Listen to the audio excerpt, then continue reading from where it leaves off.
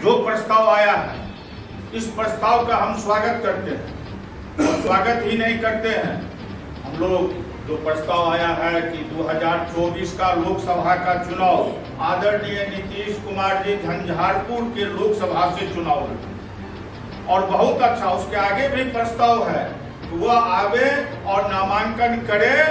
और जनता का आशीर्वाद उस दिन लेकर और संपूर्ण देश में वो घूमे, संपूर्ण देश में चुनाव प्रचार करे। नामांकन के बाद उनको झंझारपुर पूरे चुनाव भर नहीं आना है, और वो उतना वोट से चुनाव जीतेंगे तो उनका नाम गिनीज बुक में दर्ज होगा। और पूरे विश्व में आज तक जो भी नेता जितना अधिक वोट से जीते हों, उससे भी 2/3 अधिक वोट से आदरणीय नीतीश कुमार जी झंझारपुर लोकसभा से चुनाव जीतने का काम करेंगे, क्योंकि उन्होंने काम किया है।